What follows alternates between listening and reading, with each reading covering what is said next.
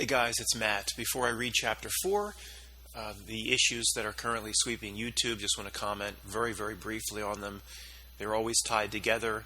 This Tartaria Empire, the mud floods, and the lack of people in cities / orphan children. Now, to me, I'm not convinced of anything.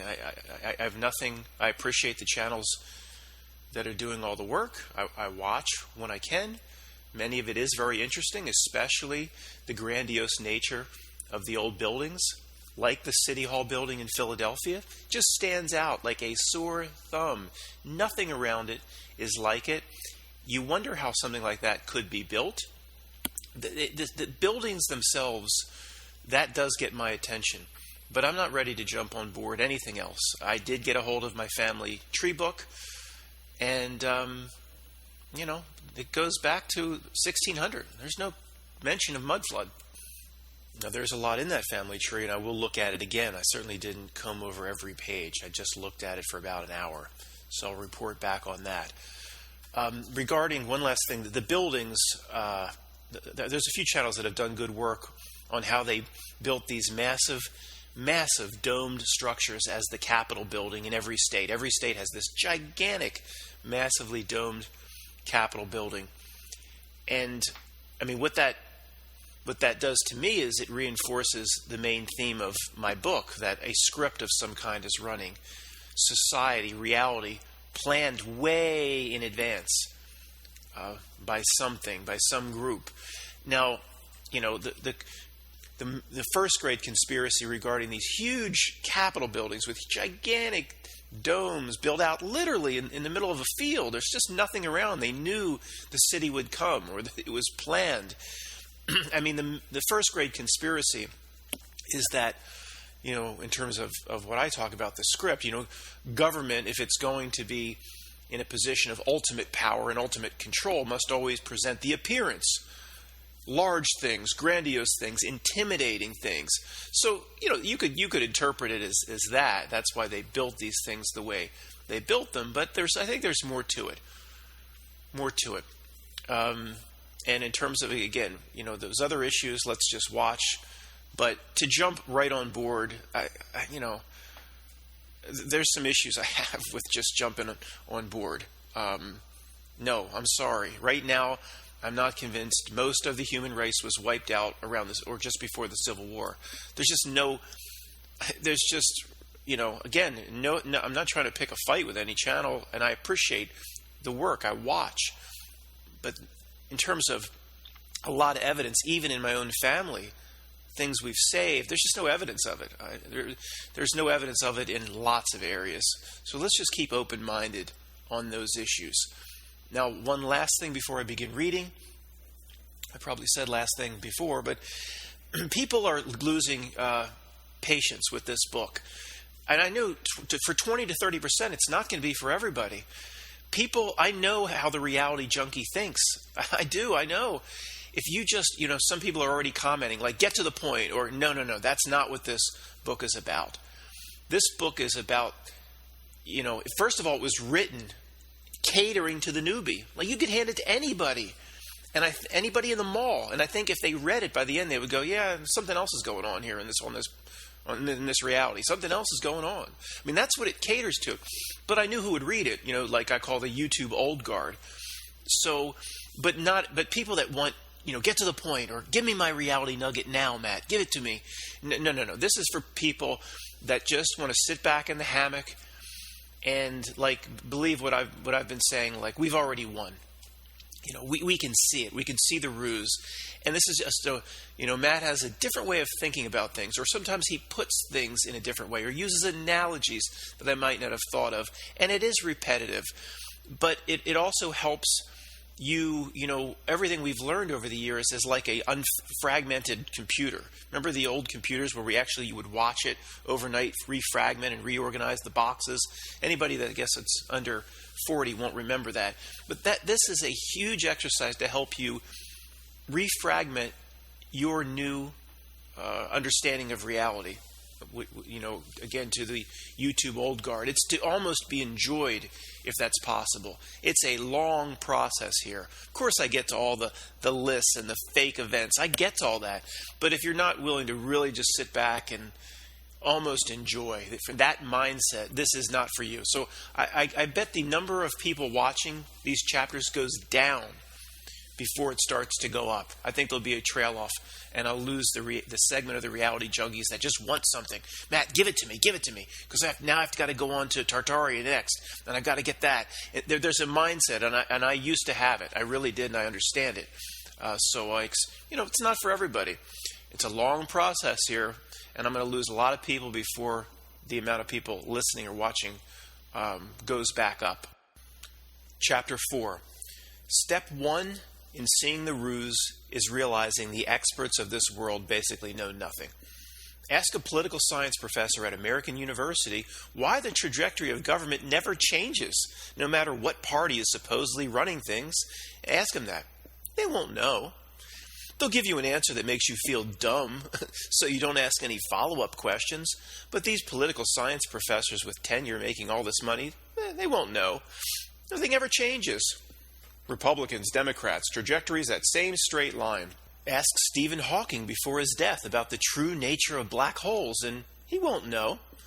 He'll be very confident in delivering his mumbo-jumbo in his scientific terms that nobody can understand, but he won't know. Read his book, Stephen Hawking's book, The Theory of Everything. It's nonsensical. It talks about using the theoretical use of imaginary time and infinities canceling out infinities to solve math equations. I'm not kidding you. Everything is an equation to these theoretical eggheads. Now let me ask Stephen one thing. Stephen, are you still alive? But Stephen, if you can, let's hear me. Why would the universe give a shit about fitting into your neat little math equations? Remember that smart guy in the Harvard bar and Good Will Hunting? This is what authority is. This is what authority really is to our society.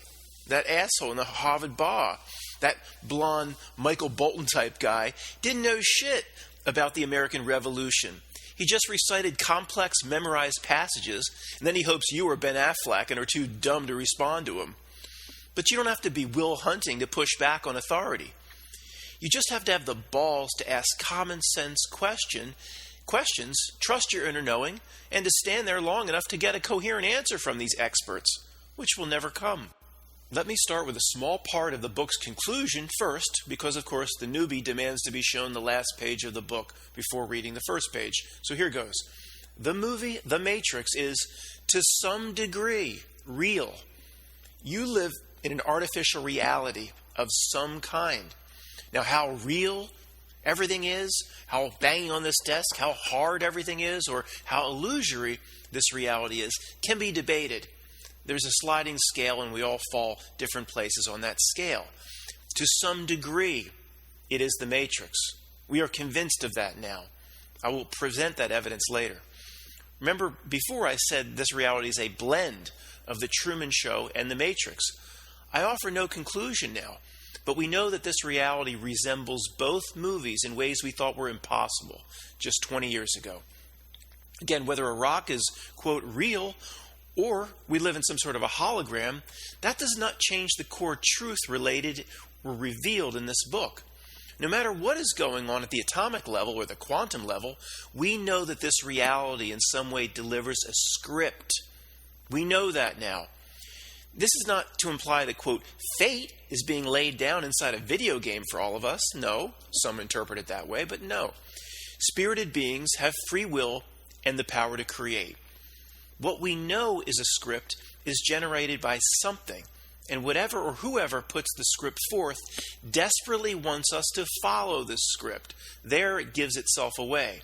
It hates ad-lib in people. It hates deviation from the script, doesn't it? I don't mean to guide anyone's thoughts when everybody needs to reason these issues out for themselves. Don't think then of a rigid script, like the reading of lines. There's a general storyboard put forth by the puppet masters of this reality, and they need you to stay inside your box of the storyboard that they lay out, and not deviate from it. That might be a better way of thinking about it in general.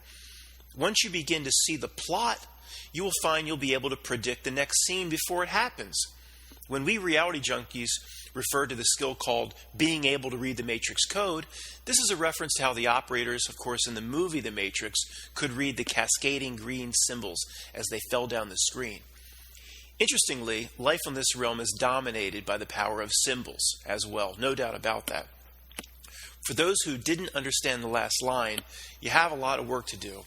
In that case, you're not even Neo before he was captured by Morpheus. As I said, this book caters to the neophyte first. If that's the case, please allow me to be both the Oracle and Morpheus as we move forward. Now, I doubt a white-bearded architect wrote this reality storyboard, but most people in this world follow the Pied Piper of society without a second thought. They just march to the beat of its drum. Remember what Neo did in the second movie? He surprised the architect with an unexpected answer and then an unexpected choice. He deviated from the script, which got the architect's attention, remember? Slavery works great if the slaves think they're free. Slavery in this modern age is represented by those who willfully play out the storyboard of the script and read the lines that they're handed to read.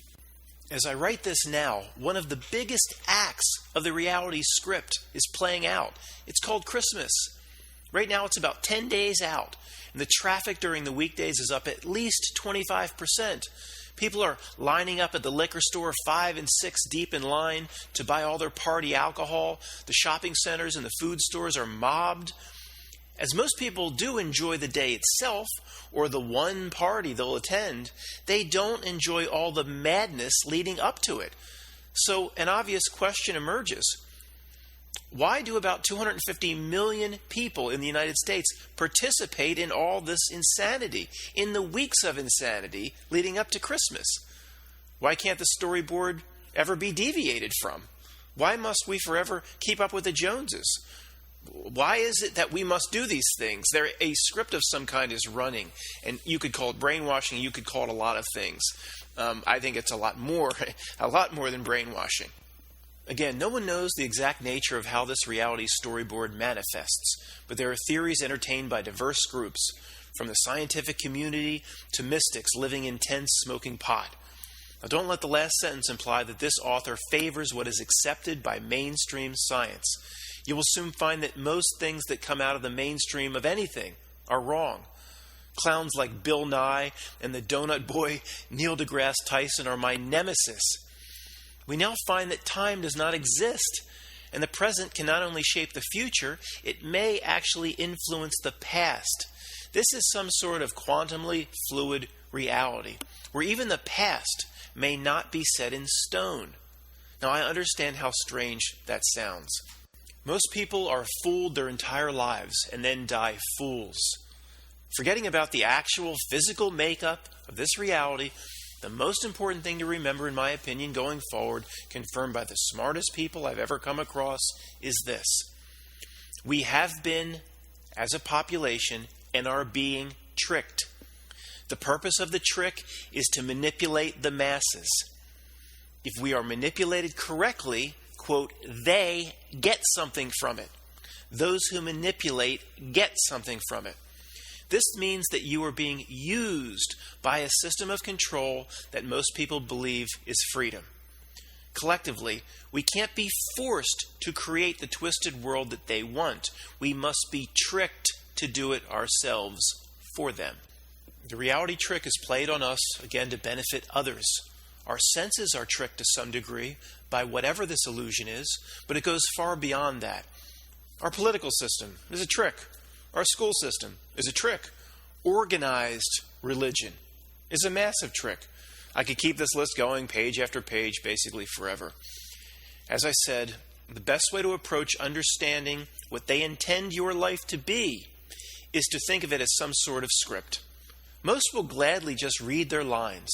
Others, very few others, will take the cue cards and burn them. What is generating it, or at least influencing it, we'll examine later. Right now, it matters not to figure out how they're doing it. You will come to see that this reality must be a script, because the circumstances and examples discussed hereafter point to almost no other conclusion, unless you insist on holding on to an endless set of 1 in a billion coincidences. I don't buy 1 in a billion coincidences. I certainly don't buy 100 of them back to back. That's what I'll show you.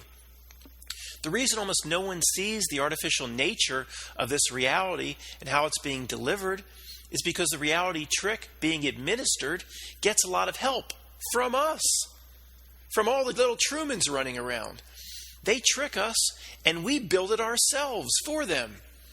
In a way, we have been drugged by the pleasures of this material realm. We've been addicts for a long time. Do you think pleasure is not a drug that can blind one from the truth? How many men in lust saw what his girlfriend was really doing to him after he fell in love? This population is duped in a similar fashion. There's too much earthly pleasure that will be flushed down the toilet the moment people see what's really going on.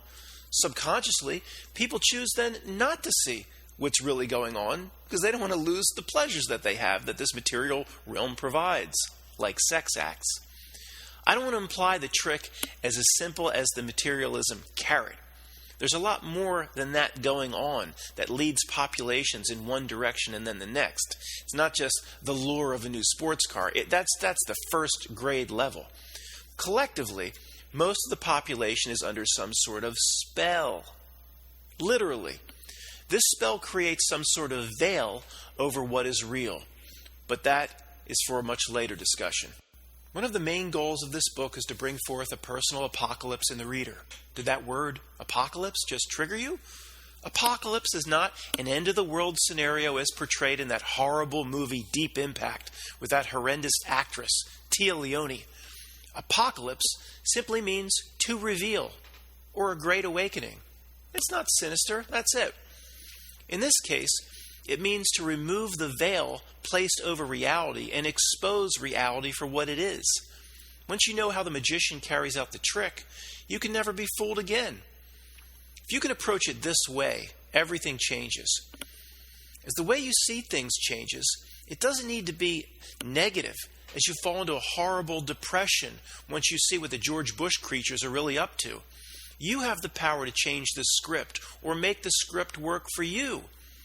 There's a lot of dark information presented hereafter, but it must not create a negative emotion or anger in anyone. As I mentioned, everyone who goes through this process will initially dip down towards depression, understanding this ugly control structure actually exists. But then you must rise up and empower others to do the same. In understanding the nature of this world, you will have your alcoholic's moment, where you'll find yourself at a low point, using an empty Jack Daniels bottle for a pillow. Seeing yourself hit your low point, you must then get up and decide to shine a positive frequency on the world. The dark controllers, like the ones George Bush's handler Dick Cheney reported to, they really hate the bright light that some people decide to walk around with. That decision is yours. A big section of this book is about the mental defense mechanisms people employ so they can safely stay inside the cozy bubble the Matrix offers, far away from scary thoughts and truths. We live in a controlled system designed to keep people ignorant of almost everything they need for self-empowerment. Without self-empowerment, one needs the crutch of government. We are tricked in a similar way that a fish in a fish tank is tricked into believing his tiny universe is all the water there is and ever will be. For the most part, this book is religion and God neutral.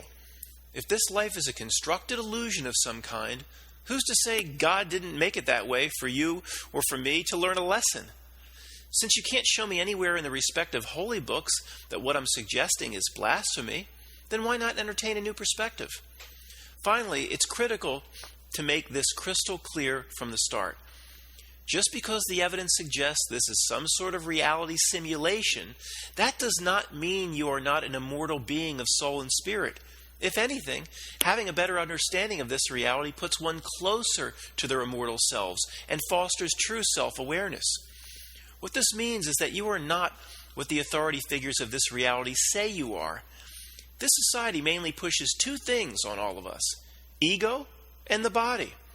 Only these should concern you between birth and death. You will see you are not the body. You will see your true self is much more than your frontal lobes or ego or the dumbass part of the brain that thinks in dumbass English. The part of the brain that wants a Porsche, hamburgers, and a sex act is the dumbest and most pathetic part of us. Think about it. Does any aspect of society tell you that you are more than your avatar? Once all the evidence is reviewed, it's almost easy to see that your consciousness is simply having an experience in your body on this realm we call Earth. For our entire lives, we've been brainwashed to tie consciousness to the body. The brain is likely not the consciousness generator. The brain is of the body, but no different than a bicep muscle being of the body. The brain plays a role in consciousness, but again, it almost certainly does not generate it, in my opinion. It may be more like a direct TV dish. The brain is the conduit that allows your consciousness to interact on this 3D realm and occupy the body. Here's an example. Did your TV create the movie you just watched? No, you used the TV to watch the movie. Did your TV write and direct Gone with the Wind? No, the TV is just a tool to experience the movie, as your brain is probably for this place. Living our lives based on the characteristics of our meat suit, like skin color, for example, is like seeking national identity by the type of grass that grows in your country. The fescue nations must war with the Kentucky Bluegrass Union. Identifying as black or white, or identifying by things you like to do with your meat suit, like gay, is a horrible insult to your immortal consciousness attached to spirit. But what does this society want us doing? That's all it wants, is us identifying through the body. See its ruse. How pathetic. It's not entirely our fault, though. That animalistic thinking is what your puppet masters have pushed on all of us from birth. Your parents were indoctrinated by the same master, and so on and so on. Decide to break the chains for yourself now. Guys, I'm going to stop reading and just interject a few things. When it does seem like the reality script that's being presented, it's getting more and more pathetic, like they can't keep up the ruse. Even if you were to watch the news 20 years ago presented by Peter Jennings, it actually seemed real. It seemed believable. So there's no doubt it's getting more and more pathetic. Or they're losing their ability to present it for some reason. But when it is that pathetically presented, they're going to not only make mistakes, they're going to be hypocritical. They're going to conflict their own message. So back to what I just talked about, identifying by what you like to do in your meat suit, or identifying, just your whole life is about your body, like the transgender movement, like the huge gay movement about 15 years ago. It's so hypocritical because, remember, a large element of society, or more of like a leftist type viewpoint, was, all these models, they give girls a unrealistic image of what they should look like. And we should, then there were models that were a little chubby, and, shouldn't be about looks. But then these same people, they embrace a big part of the transgender movement, like Gigi Gorgeous. Everything is about looks. Everything is about the body. It's about getting a nose job and to break your nose and redo your nose and implants. And, look at me, how beautiful. It's all about, so it's so hypocritical. They can't get their story straight. Well, is it about the looks and the body, or is it not? Didn't you just tell us for the last 10 years that girls shouldn't have unrealistic expectations and blah, blah, blah, blah, blah, and all the stuff this script of society presents? And then we have Bruce Jenner. It's all about the looks and how beautiful she can be. And Bruce Jenner, or whatever, Caitlyn, I think it's called. And the worst is Gigi Gorgeous. I don't know if YouTube pushed that movie on us in little advertisements for like 2 years. This Gigi Gorgeous becomes this blonde-haired girl, and look at me, and she looks in the mirror. I'm saying that it can't even get its script right. This script is so pathetic, it contradicts itself. It's in conflict with itself constantly. Back to the book. A note to people who can already read a lot of the Matrix code. Many here will be awake to a large portion of this book already. Please understand who this book caters to. Caters to those with little understanding. Again, the idea behind this was to thoroughly entertain all of you, help you expand and think through a lot of issues we've been thinking about a long time, but also to hand something into somebody at the mall and say, here, read this. And as I mentioned, they would come away with a new perception, I believe. That's what this book was designed to do. A word of warning for the old guard. From time to time, I present something that you, as a 50th level conspiracy theorist, know to be false, and you will lose confidence in me for saying what you know is bullshit. Please understand, people new to this stuff need to come out of the Matrix in small bites or small steps. It doesn't work like the red pill Neo took, sending a good citizen into digital replication while flushing the pod body down a sewer. And I have no Nebuchadnezzar ship ready to catch him. For example, if later on in this book I say, when Lee Harvey Oswald shot Kennedy, or something like that, don't throw this book in the trash or stop listening thinking that I myself think that Lee Harvey Oswald shot Kennedy. I would sooner believe that Captain Kangaroo ran the largest network of whores in the mid-Atlantic states than to believe Oswald was the, quote, lone gunman. People that know me and know this channel have an understanding of what I think did or did not happen on that day. I'm not going to go any farther in case any newbies are listening. But folks, if I say later that when Oswald shot Kennedy, it's just part of something I'm leading up to. I don't believe that. So relax if I say those things. I can't throw the newbie into the right to the, I can't reveal all the horror too soon, or they'll simply run from this book. Again, I may have to play along with the mainstream narrative on some topics until the reader is ready for the full truth. Even so, I'm trying to do this all in one book. It takes years to properly escape the machine city. This stuff will resonate with your inner knowing if you let the information get past the gatekeeper of your frontal lobes. In many ways, the thinking part of the brain, or what you call you, is your enemy. Know that the conscious mind, what you believe is you, that's all there is to you, that's what you have always been told, it's mostly a brainwashed defender of the system. It's like a young man who blindly defends his new wife's honor after she just slept with an entire football team. The amazing amount of, quote, conspiracy facts presented in this book yet to come. If you're patient enough to get through this huge opening segments, I know it takes a long time to work into this book, and I'm going to lose people. I understand that. But those huge amounts of facts coming up, almost by itself, proves this is some sort of simulated realm, or a script is playing out. If you don't like the illusion terms or any, it triggers people when they say, sometimes you say we live in a hologram.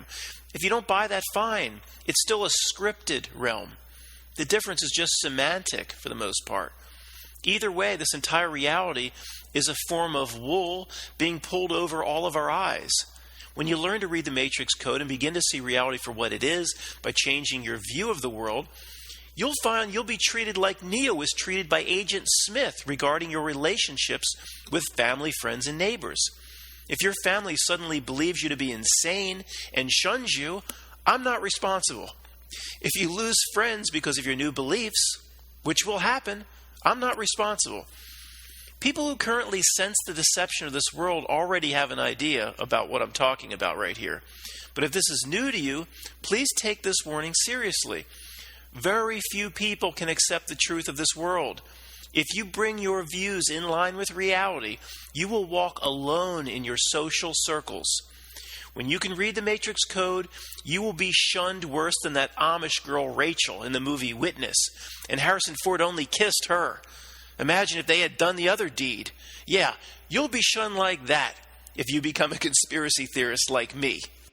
The second warning of this book is not a turn back now sign in the haunted woods like I proposed earlier. You have been informed you live in a false construct of some kind, and now that you know that, It can't be undone. This warning is more about your expectations of how others will behave if you present some of this material to them. That's a formal way of saying you won't be able to talk to too many people about this shit. They'll want no part of this information. Most of us in this camp don't care what people think, though. We just want the truth. There is a reason you're reading this book. Nurture your spirit of exploration, but understand in this matrix world, your courage to seek the truth is very rare. Even if this book only changes your viewpoints in a few areas, if those new beliefs or truths are not in line with the mainstream, for example, what you will hear reported on CNN, expect to be treated like a leper if you take your opinions public. There are hundreds of examples in this book that once you find out what's going on in a certain area, it'll really piss you off. For example, I talk about the missing $2.3 trillion announced by the Pentagon the day before 9/11. That should piss off a few 100 million people. Of course, it didn't. Nobody gave a shit. I really can't explain why now, but don't get angry as you come across these abominations, the endless list of abominations. At least while reading this book, think of yourself like a Sherlock Holmes detective, uncovering the hidden clues of reality and calmly putting the pieces together for yourself. Sure, Holmes would be appalled if he let his emotions come forth as he walked around the bloody crime scene of a poor young woman tragically beaten to death. While doing his job, though, Holmes keeps a level of professionalism and steady emotion. For reasons I hinted at earlier, I ask you to do the same. Never get angry at the system or the powers that be. Never seek revenge in the classic sense. We have a better way of winning. More on that later.